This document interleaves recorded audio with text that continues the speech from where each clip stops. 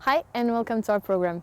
Today we are visiting the exhibition Transformations here at the Museum Uge13, a collaboration between the museum and the architecture school of Aarhus. Let's check it out.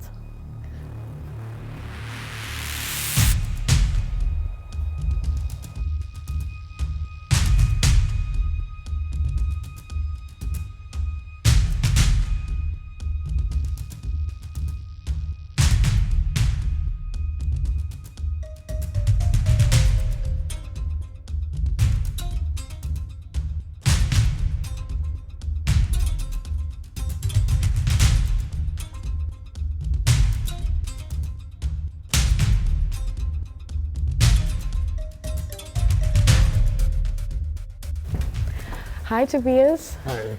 Nice to meet you. Nice to meet you. Thank you for having us. Thank you. So what do you want to show us today? Well, today I'll show you the projects that we've been working on in our unit at our Aarhus School of Architecture. We've been working with,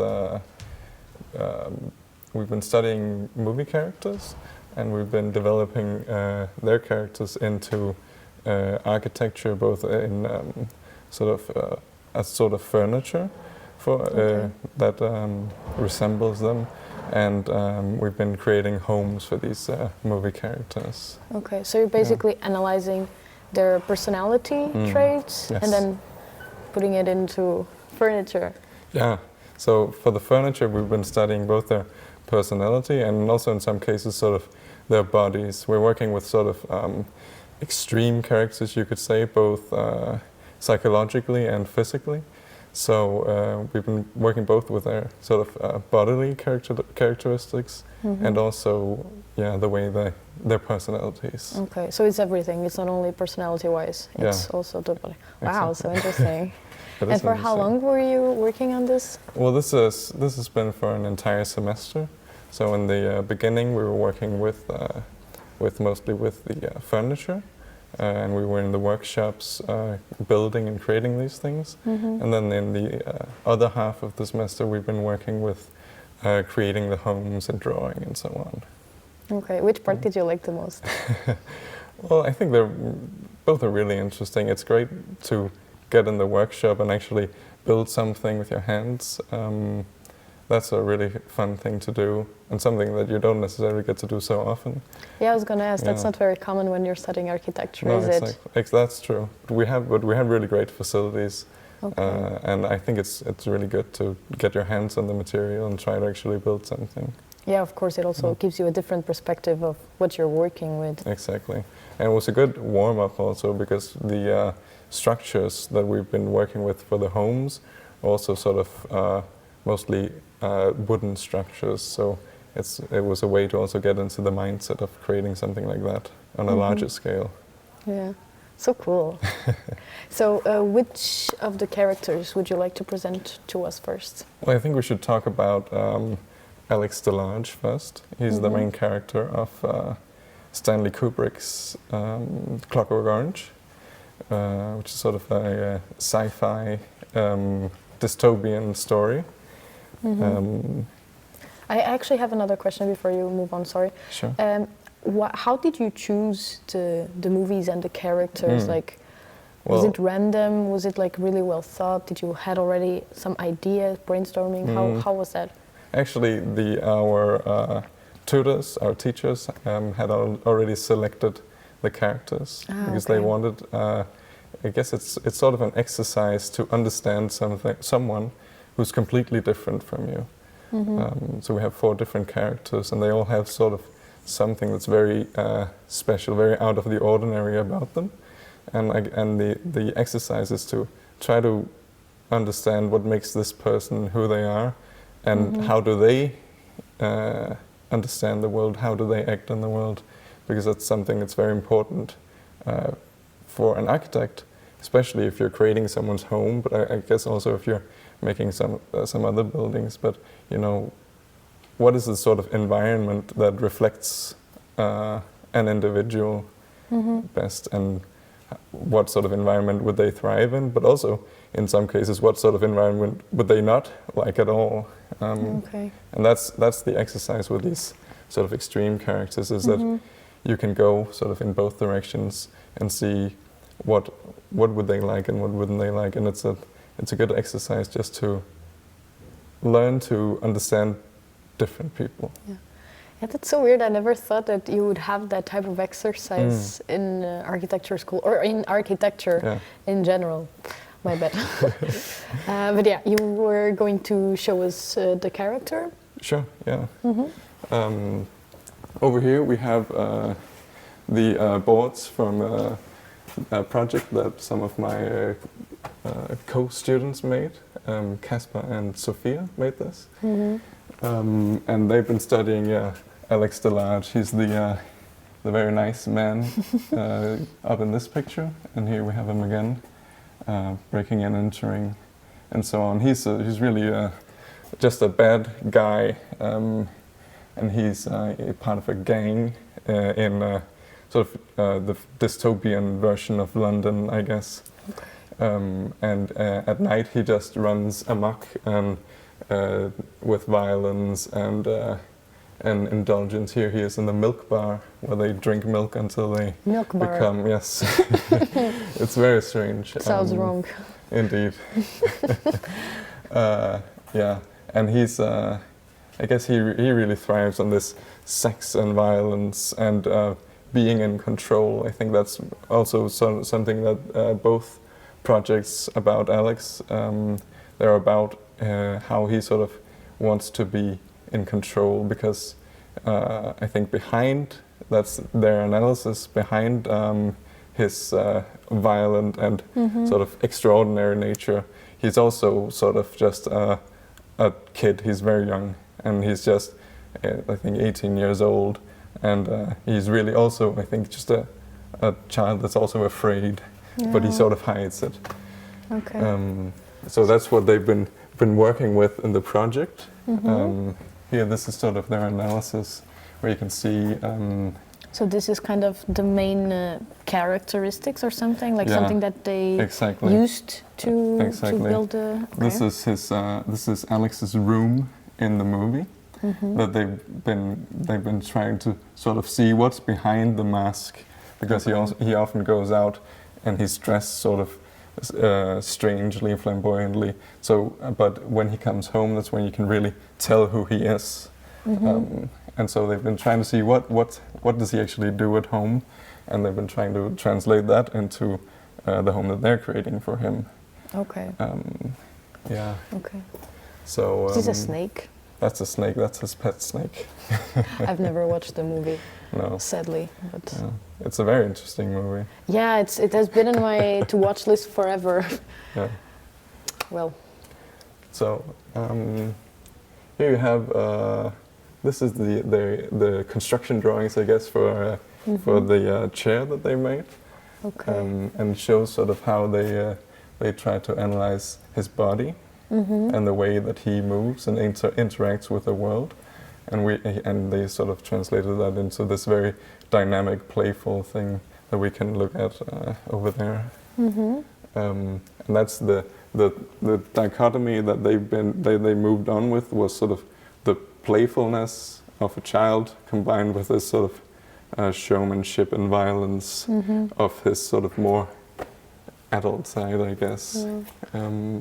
This seems like really complex. Did you have like a kind of a guide to how to do this, like how to analyze the body language or the body format and like turn it into this and turn it into that? Was it like kind of not a script, but something that you could look? I think everyone of the projects has sort of had its own style also of analysis. I know in our project we were focusing very much on sort of also the mental aspect and the existential, the way that the character sees himself in the world. Okay. And in this, I think they've been really trying to, because he's a person who moves around a lot, who is full of energy, and that sort of led them to have an interest in that, whereas some other characters are much more static and they're not doing much. So maybe that's not, you sort of go in and see what's an interesting way to analyze this thing. Okay. So there's no one set way. Okay. And instead you sort of try to see what could be something that we could get something out of in this case. So basically each project has its own way of... Yeah. Okay. And that's I think that's a way that we want to do architecture also as students, and also when we're finished, sort of have that's the tradition, I think, of Danish architecture, have sort of a fresh mind for each project, because each place you go to make a project is a different place, and the people who will be using it are different people, and the purpose will be something new probably all the time. Yeah. That sounds really hard. Yeah. How to just empty your mind out of every image and I don't know, idea that you had before, and like shape it completely newly. This made no sense. Yeah.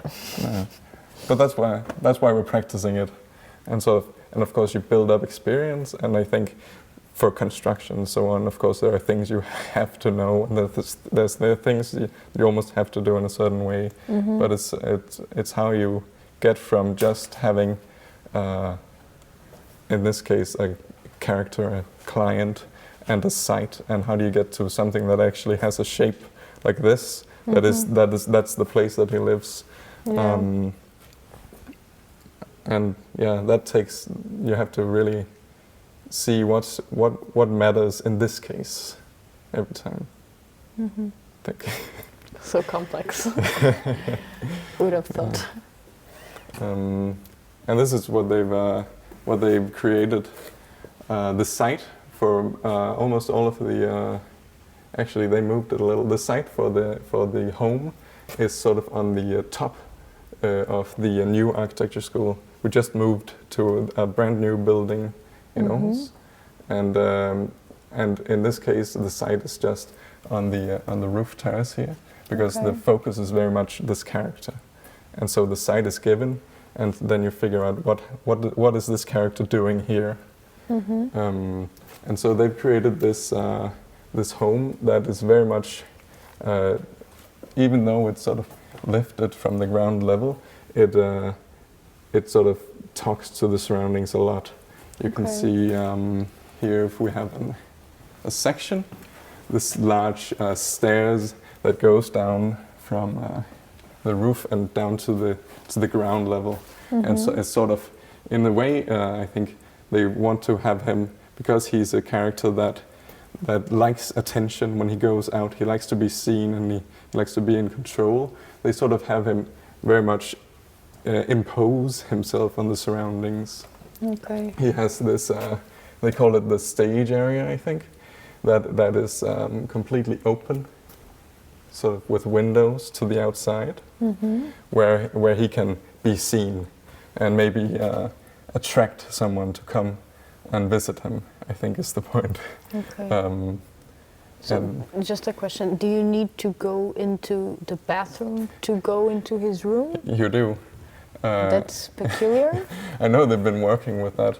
I think partly it's sort of a space requirement, space thing. They were trying to limit how much space they use. Okay.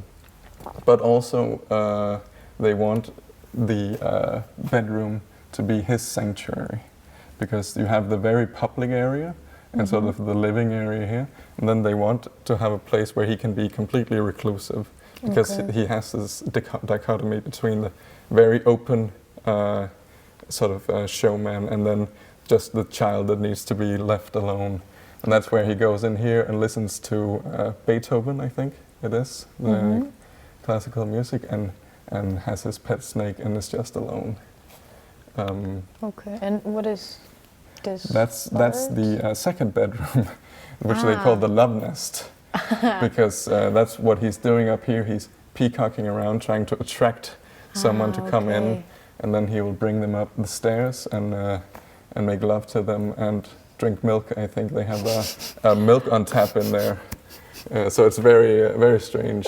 So that really also, I think, underscores the privacy of of the bedroom, because it's the second bedroom when you want to bring someone home. Okay. Yeah. So this is really his own thing. Exactly. Wow. Yeah. And Are these crooked for a reason? I think they are. If you look at the model over there are those beams that are sort of holding everything. But that's also part of. We've been working with a form language that sort of takes its basis in transforming. So they have sort of these boxes, maybe rectangular boxes, created. Maybe you can show us. Yeah, sure. You know, these beams, I-beams that supposedly are steel, I think, that are sort of holding everything up. Okay, so this stays there. It's not like temporary construction related thing. No, I think that's part of the architecture. And if you're on this side, you can sort of tell how the entire building is sort of leaning over. Yeah, it's a bit dangerous. Exactly, but that's part of the power that they want him to express. That the building is sort of almost toppling on top of the people that are walking under it.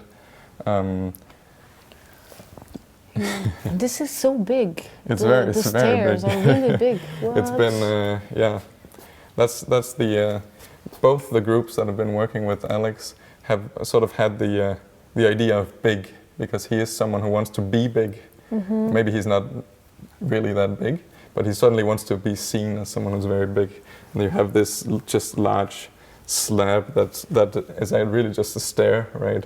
Doesn't have any function to be that large, but it really shows off, you know. Yeah. Yeah, so interesting. That's also the other Alex project is over here, which is it has sort of the same site. We don't have the drawings for that, but that's just. They've been thinking about another film, the Space Odyssey 2000, I think, or 2001,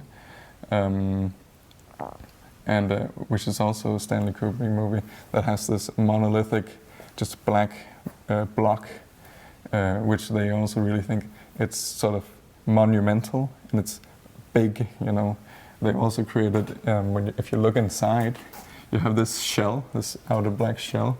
And then you have these little rooms that are sort of made of some kind of translucent plastic, I think. And how do you move from one room to another? Yeah, that's a good question. I think they have a stair. Yeah, it might have fallen off. Okay. They have a stair that goes around to the entire outside. Okay. And then when you're inside, you crawl through these little holes, because they've also been focusing on, you have this large shell outside that's imposing and black, and it sort of rises up, and then when you get inside, it's actually sort of like a little hamster wheel that you have Alex living in.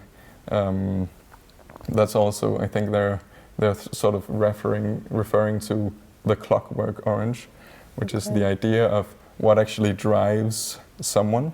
And in the movie and in the book, that's sort of explored what makes, because Alex is evil. He loves violence and rape and so on. And so they've been exploring what makes him like that. And I think this is sort of a statement that says that he's not necessarily in control. He has this shell, but inside he's moving around on these little stairs, and he's crawling through these little holes, like some kind of, they call him some kind of a lab rat. Okay. So there's a big difference between the outside and then sort of the humiliating experience of being inside, I think. Okay. And this part like goes around. Yeah, so that goes on everything. on top. I won't touch it now because sometimes the models can be a little.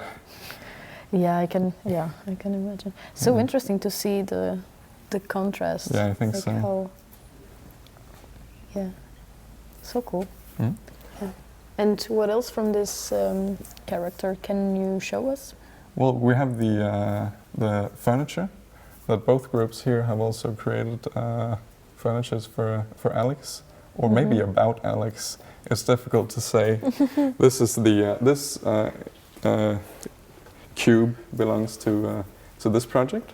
Okay. Actually, the furniture we created first, And I think it's really interesting to see sort of the resemblance between this piece of furniture and the home that they ended up creating in this case. They were also here. They were wanting to explore how can a piece of furniture be evil. Yeah, this doesn't seem very nice. Exactly. At least comfortable. Exactly. And if you see it from afar, you're not really necessarily sure what it is. Yeah, I was not sure that this was a chair at the beginning, actually. Exactly. So that's how they also want to express, it's something that's really alien, because Alex as a character is very far removed from how we normally would act as people. At the same time, it's something that could function as a chair. You can it's definitely sturdy enough to hold someone up. Okay. And it's sort of mysterious. It has these rods that it moves. Yeah, it moves. If you sit on it, it goes down. That's what this is for. Yeah, this is a sheet of some kind of rubbery plastic. And is it really steady? It's quite steady. Okay. Yeah, you can try to sit on it if you want. Yes, I will. Yeah, sure. Okay. This doesn't seem...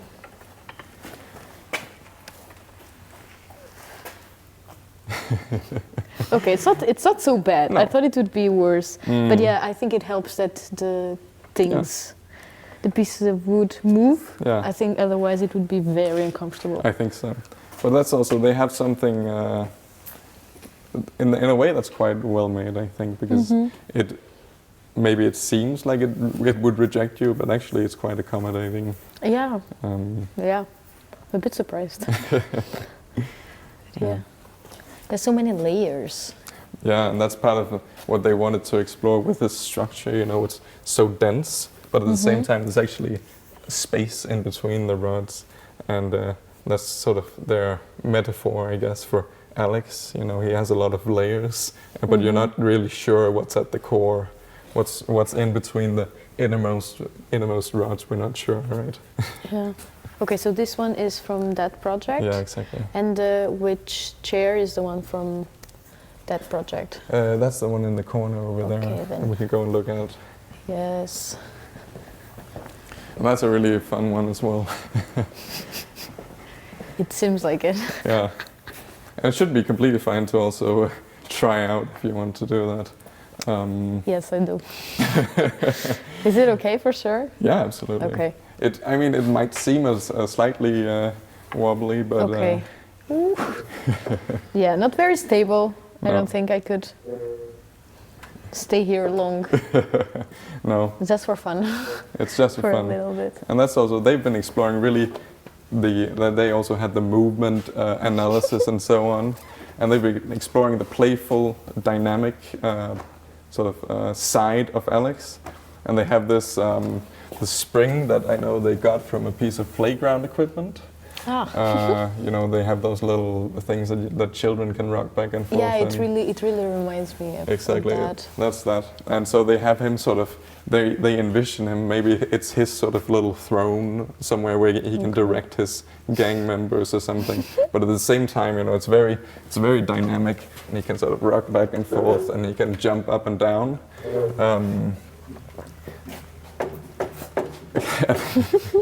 And then it goes like that. Yeah, it's really interesting. Yeah. And these are the small models. Yeah, they've been working on at first. I think in the end they added this railing on the side just to have a bit of stability somewhere that you don't fall out. A good idea. Yeah, but also it's sort of that's also sort of recalls the other project, I think, where you have where you're talking about what actually drives a person, why does he do what he does, and you have a large amount of sort of movement back and forth here, but at the same time you're still kept in this inside the box kind of, and that's something we've been studying these movie characters, but we've also, I guess, been studying the movies in themselves and the message of that, and I think that's something they picked up on in The Clockwork Orange. It's about, it's about sort of, in some cases, in some way, it's about free will, and and why is he so evil? And I don't think they necessarily have an answer, but they've translated that, and they've translated his personality into the furniture and into the homes, and that question about. That question remains unanswered, though, right? I think so. Yeah, That's maybe not it's the free will thing. Maybe Yeah. he's evil because he can be evil, Yeah. but that's not nice. No. But yeah. So are we done with this character? Is there anything else you would like to say or show? We've been through the material, I think, that we have in the exhibition. I'm sure that if the people that made the projects were here, we'd still be talking Of course. about the first one, probably. This sounds so complex. Yeah. And I have another question. This is not specifically about this project, but like in general. Yes. Did you usually get the model or something working at the first try, or was there a lot of trial and error? Yeah, absolutely. I mean, you're always sketching a lot, and that's also what we saw in the analysis before. In the beginning, maybe you're just drawing a little lines that represent a person or something, and then that turns into this in the end, and there's a long process that goes through it. Here we can see 2 different versions at least, right?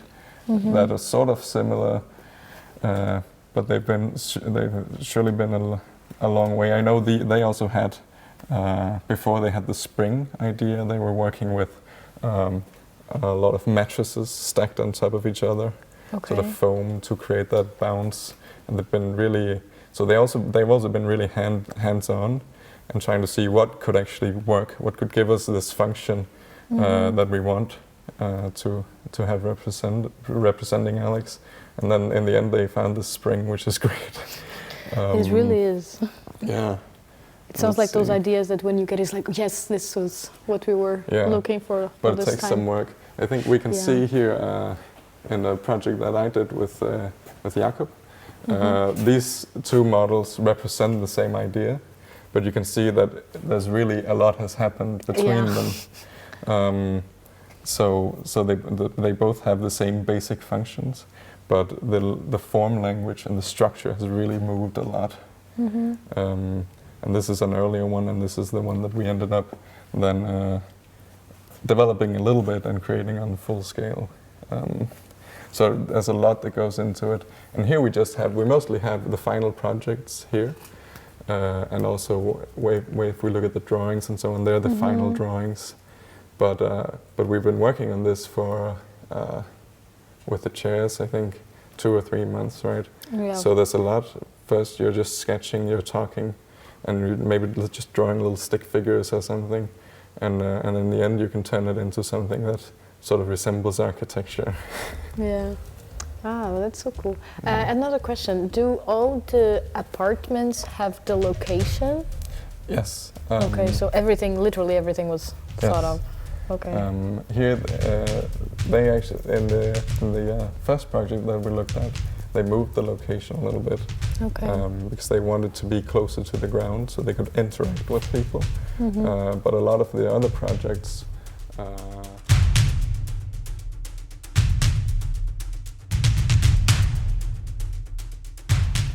That was it for this program, but stay tuned for the next one. In the meantime, don't forget to check our Facebook page, BURT, for updates on schedules and programs. See you soon.